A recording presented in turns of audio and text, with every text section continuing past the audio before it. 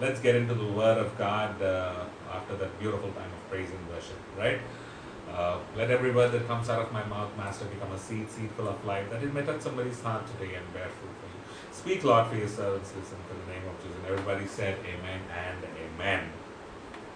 Knowing God. That is what I titled the message this morning. What do you mean by knowing God? Right? Now, if you have your Bibles, I want you to turn with me to Jeremiah chapter 9 and verse 24. Jeremiah chapter 9 and verse 24.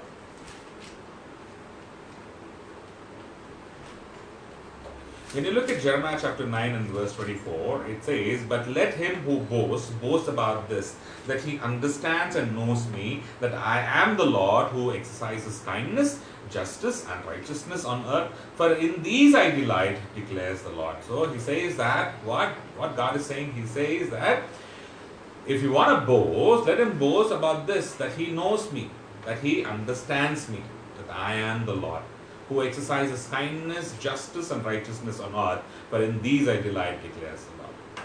My dear friends, knowing God is the basis of all the blessings of life, here and also hereafter, right? It is a condition of trust in God, and one who is unknown cannot be trusted upon. Isn't it true? Right? One who is unknown, you cannot go to an unknown person and you cannot put your trust completely in them, right? Now here is a God. He says that that I am the Lord who exercises kindness. I am the Lord who is justice, right? I am the Lord who exercises justice and righteousness on this earth, right? So he says that I am that God. Right? And what you're trying to learn this morning is that how much you know God and what is the importance of knowing God. Because as I told you in the beginning, before we could get started, start the word of God, you cannot be standing to a wall and speaking. You cannot be talking to someone you don't know and pouring out your heart and telling them this is what it is, what is going on with me, or this is what I need. But here is a God saying that, the question is, God is asking, do you know me first of all? Do you know me? Right? Before we could go, I'm going to say, if there is a work somewhere, I'm going to say, if there is the need, I'm going to say, in an office or something, you make sure that first of all, you call up somebody and says, do you know somebody in that office? Do you know somebody in that place? I have a work, right? I want to go there. So you want to be familiar, first of all, with someone over there before you can go there to a particular place to, tell or put your whatever complaint you have, or whether you want to get your work done. So what you do, you make up some calls and you check with people whether you know someone. And that is what it says, that this when you have a God, you have a God whom you can trust, whom you can put your faith in, whom you can literally you can pour out your heart. The thing is, first of all, before doing all those things, do you know him personally is the question. See, in John chapter 17 and verse 3, Jesus prayed this prayer. He said, "This is eternal life, that they may know you, the only true God, and Jesus Christ, whom you have sent." If you have eternal life through faith in Jesus, you see, you have to come to know God.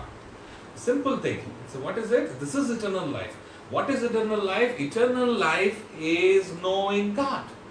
Eternal life is knowing Jesus Christ, whom God has sent. So if you want to be a part of the eternal life, my dear friends, you have to have faith in Jesus Christ, and you have to know him, because it is only through Jesus Christ that you know. Because Jesus said very clearly, if you have seen me, you have seen him. That is when he was here, right? That if you know, so what we can, how do we translate it to the, because we don't see Jesus Christ, is when we know him, we know the true God. Because Jesus also opened the passage for us to know God. Right? We were alienated from God because of the sins that were a burden to us. Because sin, it is, it basically made what do you call a wall between us and God. So Jesus comes into the picture, as we all know, that He provides us salvation, and not only that, He provides a bridge. Because now we can know Him.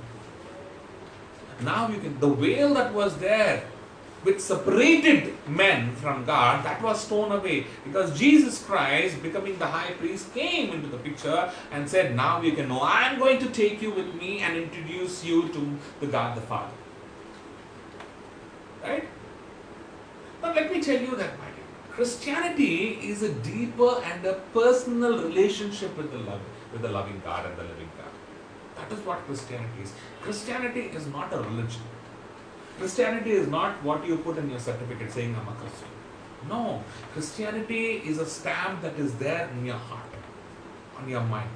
And what it teaches you to have, first of all, a deep and a personal and a meaningful relationship with the living God. Because when you have that kind of relationship with God, then you can have a deep and a meaningful relationship with your fellow people. That is why it says, if you know how to love God, then you know how to love people as well. Right? So first of all, it is to know because when you read Hosea, Hosea writes in chapter 6 and verse 3, he says, let us press on to know the Lord. This is what we need to do. Hosea chapter 6 says that we need to press on to that. We need to take out time to know God. We need to read and spend time with the Word of God to know God, because you cannot trust a God whom you do not know. You cannot put a faith in a God whom you do not know. And here is a God who is trustworthy. Here is a God who is a faithful God. And only if you can put that faith, knowing Him, then you will be confident of the result.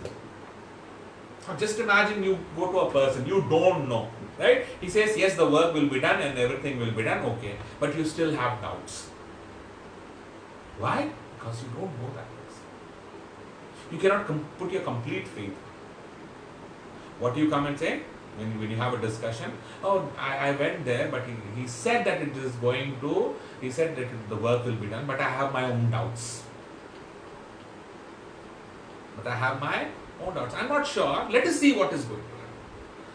Let us see what is going to happen. But when it comes to God, if you believe and trust in God, if you know the God that you are worshipping, if you completely understand Him, if you have a deeper and personal, intimate relationship and fellowship with the Lord, what you do is, you would say that I have prayed upon it, I have my faith in Him, I know I can trust in Him, because those who trust in Him will not be discouraged, will not be put to shame. And the word of the Lord says, blessed is the man whose trust is in the Lord. Whose trust is in the Lord. That's a complete trust. It's not a maybe trust. It's not like, okay, fine, let me try. You cannot try God. You cannot try God. I cannot come say, come and try Jesus Christ. No, I cannot say. I can say, come and know Jesus Christ. Right? I cannot say, come, it's not like come and take a test ride with Jesus Christ. No, I cannot say that. I can say that, yes, Jesus Christ is the one, and Father is the one who can protect you, who can support you, who can give you that confidence in life, and who would be with you always, because that is what God promises. That is what God promises. He says, I am going to be with you forever if you put your trust in me. Amen? Amen? How do you know God? How do you know God? How well do you know? What is it that you do? See, when the Lord talks about Himself, my dear friends, He reveals His attributes, His character traits. Right? Like kindness, justice, and righteousness. That is what we just read in Jeremiah chapter 9 and verse 24. Right? That is His character. He's kind. He's a compassionate. He wants us to know what He's like because He wants us to be like Him. God wants us to have a personal relationship with Him so that we can know Him and be like Him. It's better to be like God than to be like someone else, isn't it? Most of them are fans of some celebrities. I'm not. I've never been. I don't know why people are, but still, okay, fine, that is their choice. When you ask people who is your favorite actor, oh, I have this actor, this actress, oh wow, this so-and-so celebrity, football player, a cricket player, and they like idolize and they some people I've seen, they talk like them, they walk like them, they try to imitate them, right? But, you know, the thing is, my dear friends, He doesn't know you. Though you try to do all these things, you try to imitate, you try to walk and talk, He doesn't know you. That person, that celebrity doesn't know you at all. And even if he comes to know you, he will not sit and spend time with you. Isn't it? You would say, okay, fine, he may laugh at you and he may go and say, this person is imitating, this person is walking. But here is a God. Here is a living God. The God who created the heavens and the foundations of the earth. He is saying, I want you to know me so that you can be more like me. More like what? In kindness and justice and righteousness in His attributes.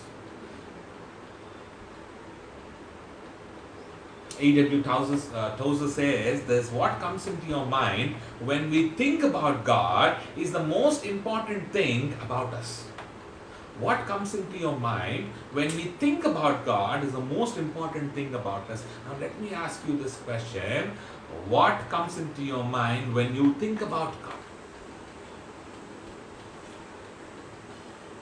Because that shows how much you know God. That shows how much you know. Some say, I put my confidence in Him. I put my confidence in Him. I keep my trust in Him. Some say, He is my confidence, He is my trust. See, there's so much difference in that. Putting your confidence in someone, putting your confidence in God is something, and saying that my confidence is God Himself is something different. So what comes into your mind when we think about God is the most important thing. The psalmist puts it in a very beautiful way. As I was getting ready, to have the service this morning, I just knelt down for prayer. And this is what God reminded me this morning, the Psalm of David, that is Psalms 103. Now here, David is praising God, right? Now this shows how much he knows God. Right? He says, praise the Lord, O my soul, or some of the versions says, bless the Lord, O my soul, right? It says, praise the Lord, O my soul, all my inmost being, praise His holy name. Praise the Lord, O my soul, and forget not all His benefits, who forgives all your sins. Who is this God? This God is a God who forgives all your sins and heals all your diseases. He is a God who is a healer. He is a Jehovah Rapha. And by the stripes of Christ, we are already healed. So here is a God. If you don't know Him, my dear friends, let me introduce you to this God. A God who stretched out the heavens, and there is a God who is the Alpha, the Omega, and the beginning and the end. I'm introducing to the God who is love. He says that He is the one who redeems your life from the pit and crowns you with love and compassion. He picks you up from that pit. He picks you up from where you have fallen down and puts you where and crowns you with what? He puts a crown on your head, and the crown is of love and compassion. And here is a God who satisfies your desires with good things so that your youth is renewed like the eagle. He is the one who satisfies your desires. And why will He satisfy your desire? Because the word of the Lord says, if you delight in Him, He will give you the desires of your heart. The thing is, you need to delight in Him. And if you delight, what does it mean? How can you delight in Him? Only when you know Him personally. Only when you know Him personally. Right? Also it says, we serve a God who is compassionate and gracious, who is slow to anger, and who is abounding in love. I know my God as a God who is a tender-hearted God. Yes, and because that is what God revealed to me. He's a tender-hearted God. And why He revealed it to me is that I don't hurt a scratch, or I don't do something that would hurt God's heart. So whenever I think of something, I know that my God is a tender-hearted God. He doesn't want His heart to be bruised through my deeds and my words and my thoughts. And here is a God, my dear friends, who will, where the Lord says, He will not always accuse, nor will he harbor His anger forever. He does not treat us as our sins deserve. He doesn't. He justifies us. And who is taking our sins? Who has cleansed our sins? It is Jesus Christ, who cleansed us from all our sins. So He doesn't treat us. He doesn't throw us. The wages of sin is death, says the word of God. But He is giving an open invitation for an eternal life. To whom? To everyone who knows Him. He says, if you know me, I have something for you. And what is it? It is a gift of eternal life.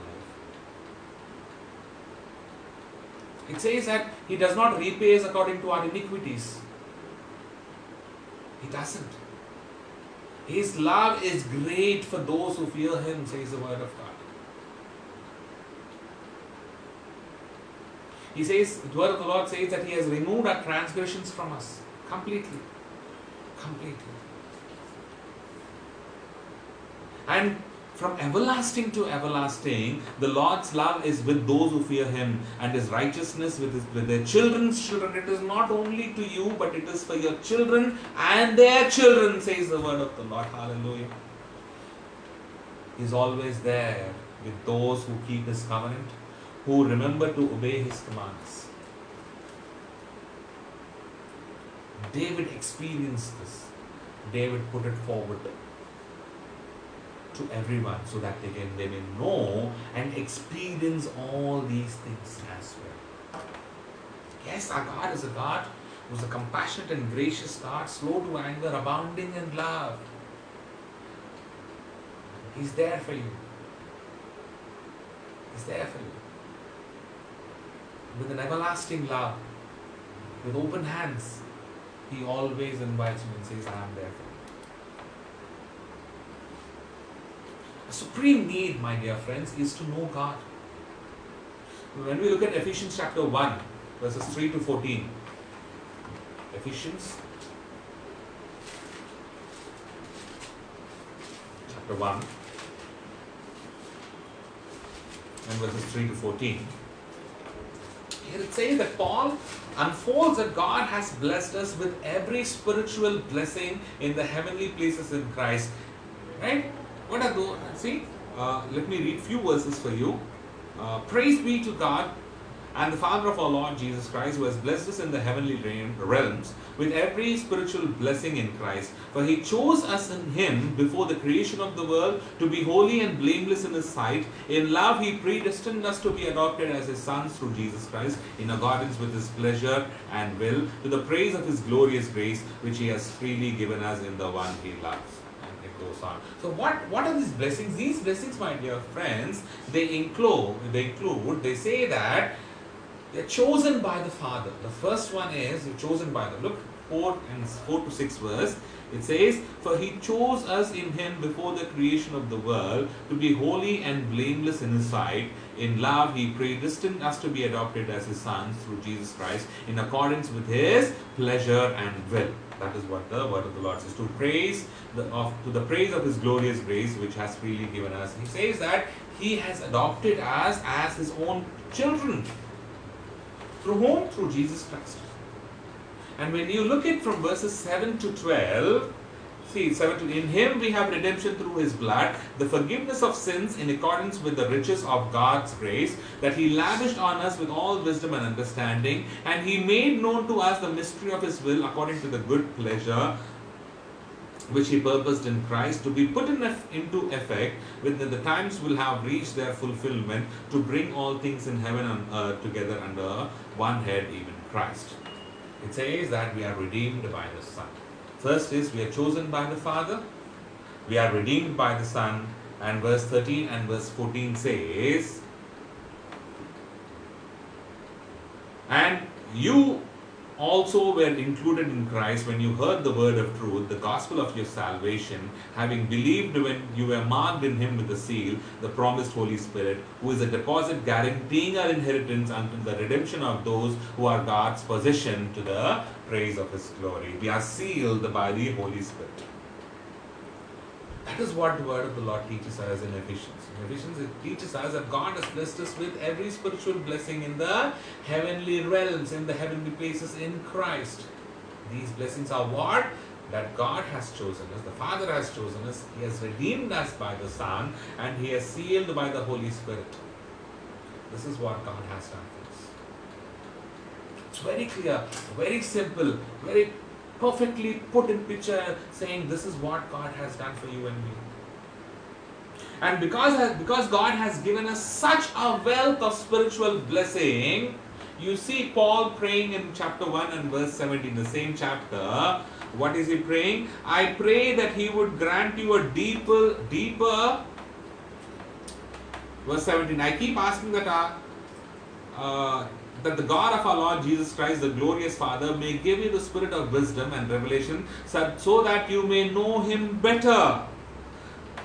That you may know him better, that you may experience what? The knowledge of God. That you may experience what? The knowledge of God. That you may know him better. And if you want to know him, my dear friends, we must lay aside all pride in our wisdom and our intelligence and approach him as infants. In simple trust, we must ask him to reveal himself to us. That is what we need if we want to know him. Because the word of the Lord will teach us who the Father is. The Spirit of the Lord will reveal us who the Father is. But it is up to us whether we want to continue in that relationship or not. Adam, through sin, he broke that relationship and fellowship with God. But still, God was faithful. Still, he continued his blessings upon us. You and I, we have broken the trust of God so many times in our life. But what God has done? Has it destroyed us completely? No. He has been faithful. He has been compassionate. He has been gracious. He has been patient with us, that we may not be destroyed.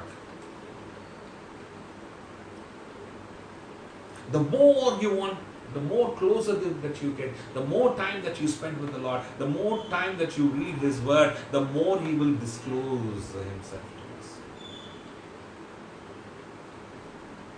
More and more. He is the anchor of your life.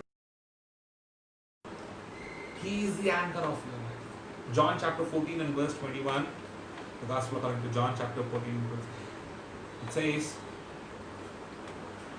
let me turn to John, Gospel according to John chapter 14.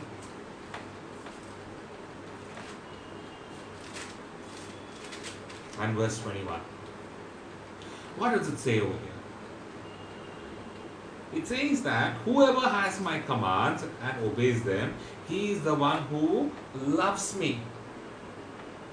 Whoever has my commands and obeys them, he is the one who loves me. He who loves me will be loved by my Father, and I too will love him and show myself to him. What you and I need to do, is the word of God, that you and I need to do what? We have to obey the commandments, obey his word, obey that Lord God has given And what is going to happen, says the word of God, that if you obey His commands, you are the one who are loving Him. By obedience, you are showing the love that you have towards God. And when you love, the word of the Lord says, Jesus says over here, that if you love, you will be loved by my Father, and I too will love Him and show myself to Him. God will reveal Himself. God will reveal Himself to you, says the word. Psalms 25 verse 14 says, the secret of the Lord is for those who fear Him, and He will make them know His covenant. The secret of the Lord is for who? Is for those who fear Him. You know, very beautifully, I love the fellowship between Abraham and God. I love the fellowship between Moses and God. So clearly, they had this beautiful relationship, beautiful fellowship. When God comes down and He's going to destroy Sodom and Gomorrah, let me take you there for a moment. Why, I'll tell you. Let me take you that beautiful story.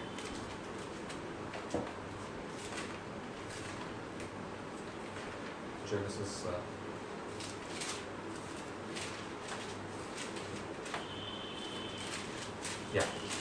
Chapter 19. Not 19, sorry, chapter 18. He says,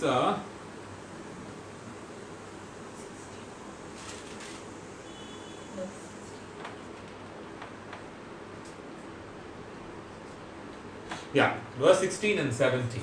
It says what? When the men got up to leave, they looked down towards Sodom, and Abraham walked along with them to see them on their way. Then the Lord said, shall I hide from Abraham what I am about to do? Abraham will surely become a great and powerful nation. All the nations on earth will be blessed through him. For I have chosen him so that he will direct his children and his household after him to keep the way of the Lord by doing what is right and what is just. And so the Lord will bring about for Abraham what he has promised for him. And then he goes on to say what he's going to do with Sodom and Gomorrah. But the thing is, over here he says, shall I hide from Abraham what I am about to do? What is man that God is considering of him? What is man? It's just dust and a breath of life. That is the life. When breath goes away, life is over. You and me know that very well. It's just the breath that is there. The life, till the time that you will call as you know, with a name. I'm going to say, today, called by Michael. The moment that the breath leaves, I'll be called a dead body. Nobody would say that Michael is laying. It says his dead body, his body is laid there. It's gone. But God is so wonderful. I mean to say, that is what it says, that the secret of the Lord is for those who fear Him. That is what the word of the Lord is declaring. And here He's saying that shall I hide from Abraham what I am about to do? And you know what? As we go forward, there He says that Abraham comes, and when God is planning to go and destroy Sodom and Gomorrah, Abraham is saying, this is what he's saying, far be it from you to do such a thing, to kill the righteous with the wicked, treating the righteous and the wicked alike. Far be it from you, will not the judge of all the earth do the right? The Lord said, I mean to say, this is what he's asking. Abraham is approaching God and saying, will you sweep away the righteous with the wicked? What if there are 50 righteous? And he goes on the count. And then he comes to a count where it says only 10 to the count. What if there are 10 people, 10 good people? Starts in 50 and he goes till 10. God is listening to him. God is said, okay, fine, Abraham. If there are 10 people, 10 good people that I find in that place, I will not destroy that place at all. From 50 to 10, God was patient enough to see the goodness of Abraham. What was the need of God to tell Abraham what God is planning to do? I don't think so. What is the need? God wants to do, He will do. Does He need your suggestion? No. Does He need your advice? No, He doesn't. The fellowship that you want to have, if you know God, God is so clear about it, and God is so particular about it. Says, no, He trusts. He believes in you. Okay, let me put forward to him this. Not that he seeks an advice from you, he does not want to hide things from you. Wow, what a wonderful God is. What a wonderful God is. 1 Corinthians chapter 2 and verse 14 says, the natural man cannot understand the things of the Spirit of God because they are spiritually discerned. You and see, if you are totally natural, yes, you and me are natural, we are naturally born, we are not supernaturally born, but God gives us, elevates us to that place where you can meet, where you can listen, where you can know who God is. And it says that if you do not have the Spirit of God, you will never be able to understand what God's plans are. You will not be able to. You will not be able to. Look at, once again, go back to Ephesians chapter 4. The book of Ephesians chapter 4, verses 22 to 24.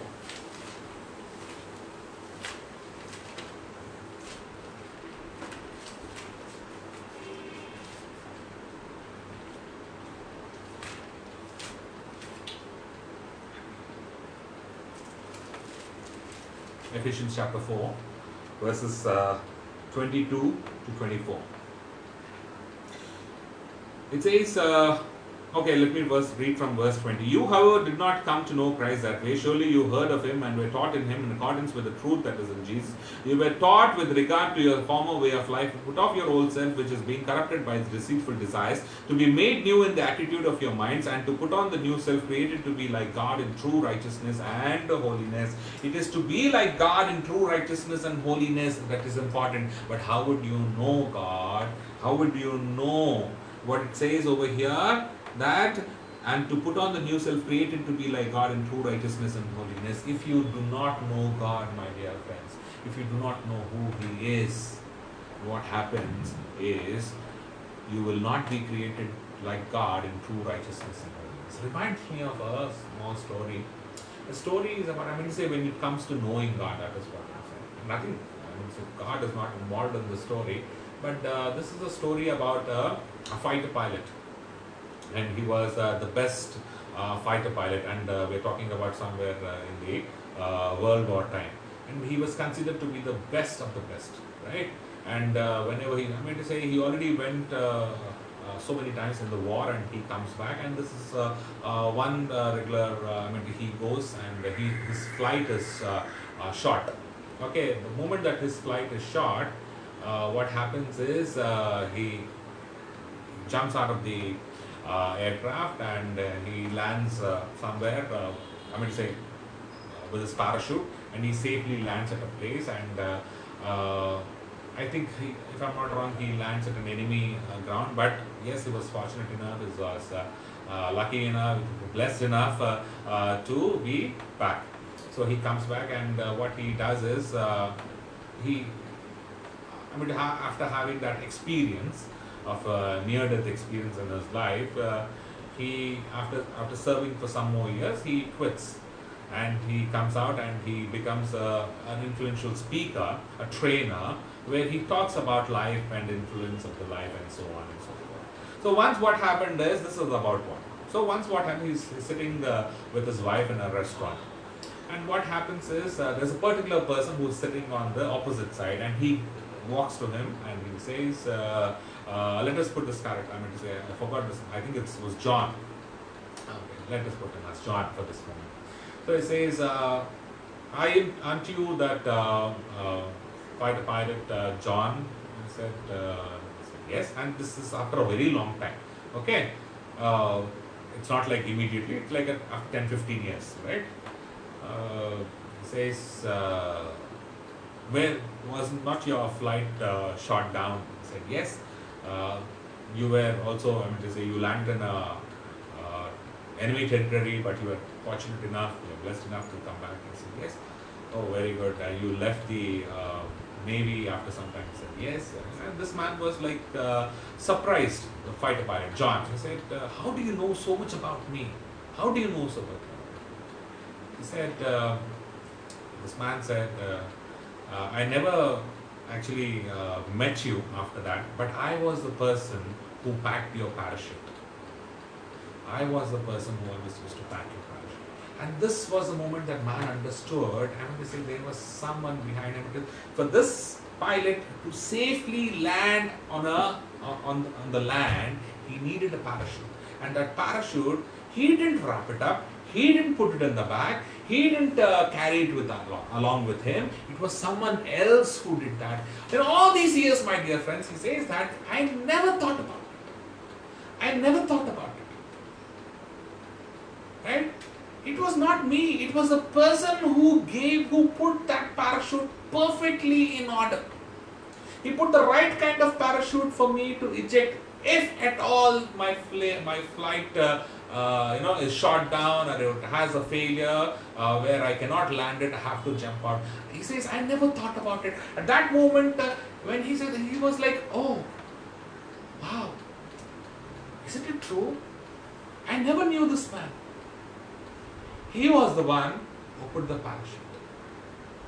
He was the one who gently and very carefully put the parachute. And because of that parachute, I was able to. It was not because he was a pilot. He could fly the planes. He cannot wrap. He did not know about. Obviously, the parachute and everything, it was done by somebody else. The pilots would not wrap it up and keep it and put it, and they would just check. Probably he never checked.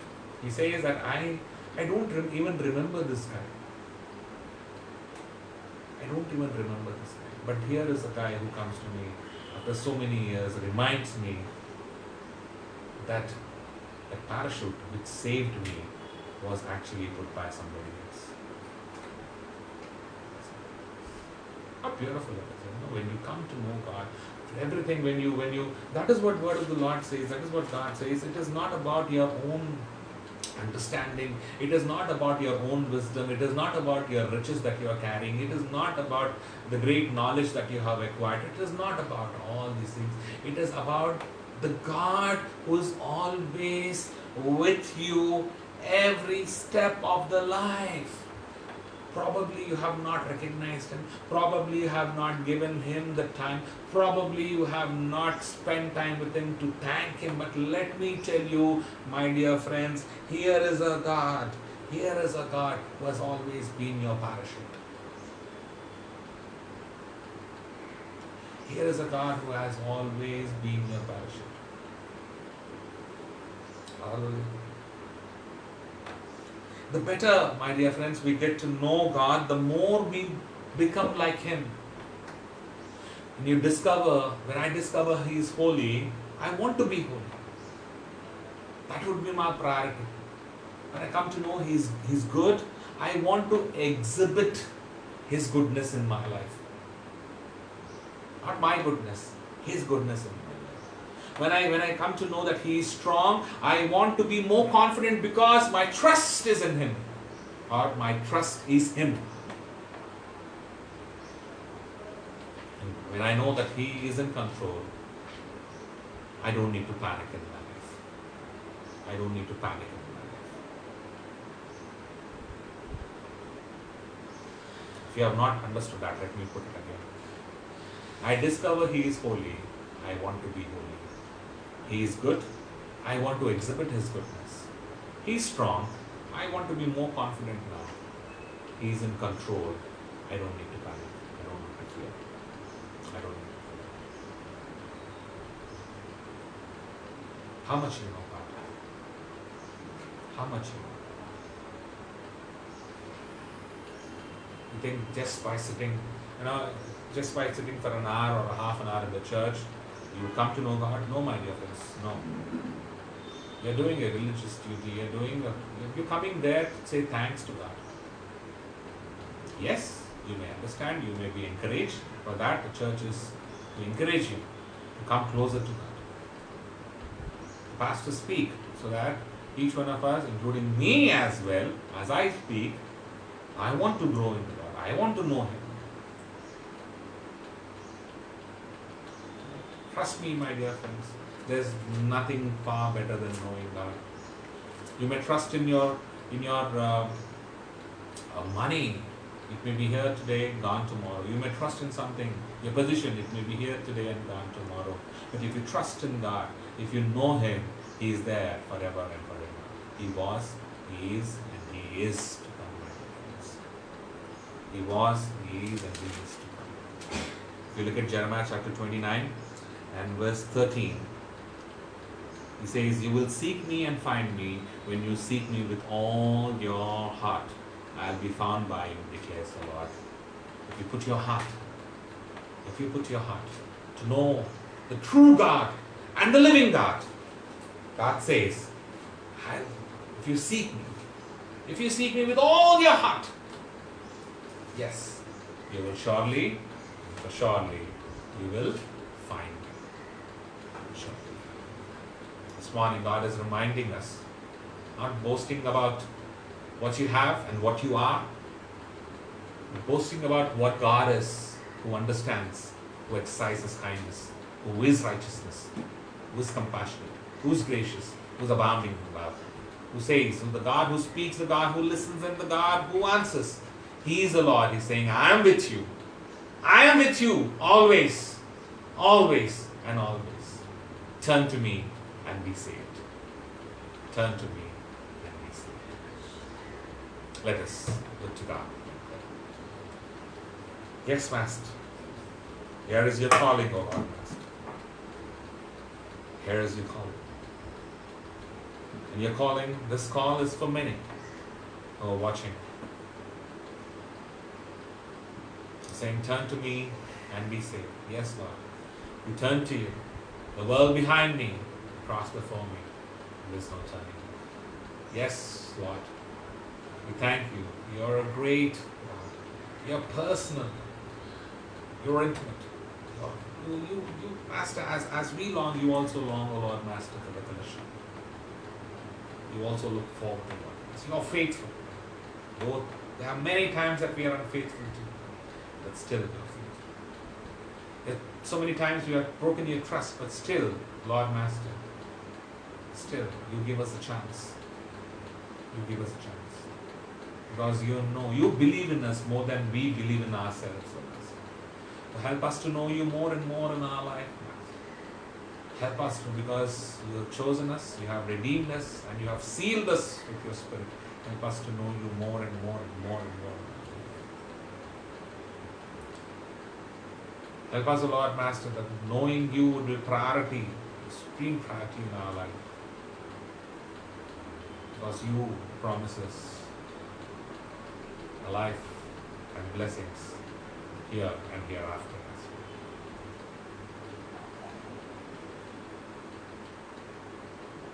You say, turn to me and be saved. Yes, Lord. We turn to you, Master, because we want to be saved. We thank you. For you're a God who speaks. You're a God who listens. You're a God who answers. You're the Lord who tells us the deepest things, the secrets. And what is man, Lord Master, who want to tell us? But still, you're so loving and you're so caring, and you treat us like friends sometimes. Children, you tell us. We thank you, Master. You're such a great, big, wonderful God. Still, come. Say, where is the place that you can build for me? The heaven is my throne and earth my footstool. Still, you make a place in our heart. Gently you come into our life and you live and lead us in Christ. We thank you, Lord. We thank you, Master. You're the Lord, rock eternal. You are our dwelling place. You're a comforter. You're a refuge. You're our strength.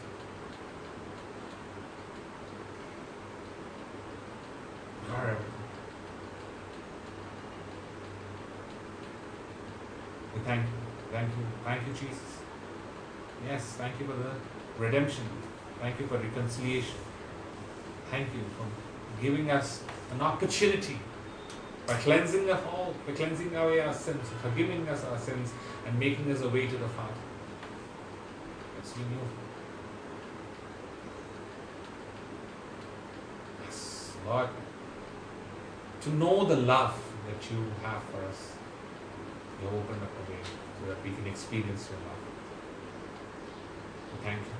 Thank you for your Spirit who leads and guides. Thank you for the service this morning. Thank you for everyone who joined us this morning. Be with them and bless them. Bless their homes, Master. May they spend time knowing you more and more. And praise you and worship you, Lord. We thank you for this given opportunity. We thank you for our uninterrupted service this morning. We thank you, Lord Master, for your presence. And pray, Father God, that you continue to be our provider, healer, and a shepherd. Bless everyone and their families too, O Lord Master. Bless our family too, O Lord Master. Bless the Lord Master and be with everyone, every church that is worshipping you this morning. Everyone who doesn't know you, Master, Lord, we pray that you touch your heart through the word. And they may come to know you. And they may know, Master, there is a God who listens, the God who also answers. Not only listens, but also answers. And we pray, Master, many who do not know you may also come to know you and experience, Master, that love, the joy, the peace, the kindness, the compassion that you bring into our lives. And also prepare us to be a part of the rapture. We thank you for the given opportunity to me, this ministry, Lord, enlarge ministry, Master. We pray, Master, that we reach out to many, many, many who do not know you, Master. And also many who do not know, many who know you but are away from you. Thank you, Master. We pray, Father God, for our country, our state, Lord, that there be peace and prosperity, O Lord. And especially in this pandemic situation, we pray, O Lord, that you be merciful to us and bless us and make it patient. Pray for all the ministers, the Prime Minister, the President, the Cabinet, the Chief Minister of our state, this Cabinet. Be with them, give them wisdom and knowledge. We pray for the administration, the administrators, the government servants, the hospitals, the staff, and everyone, O Lord Master. Do be with them, O Lord Master, in this pandemic situation. Pray, Master, for peace in many homes, O Lord Master. A peace that passeth all understanding is what you have. Help us to enjoy that peace. Help us, Master, help those families, every individual. Fill them with peace that passeth all understanding. Where we can live the time that you have, the little time that we have, with joy and peace and love and care, loving each other, not having any grudges against each other, not having hate against each other. Because that is what you say, Master. To love is important. Love is important. To help us, Master, to love one another. To love one another.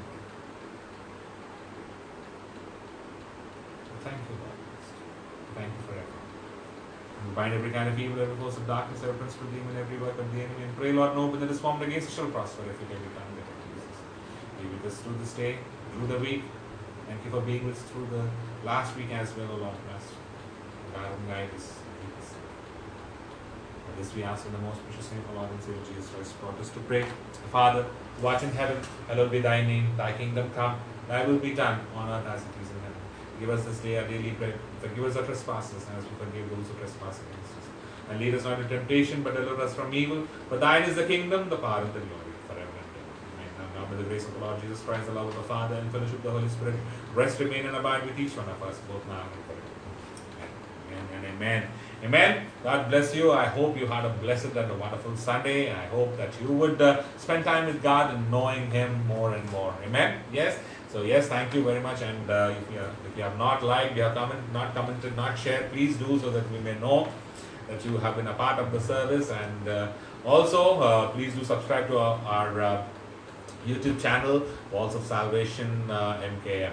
And thank you once again, and God bless you and keep you and make His face shine up here. Till and we'll see you back on Wednesday. Thank you. God bless.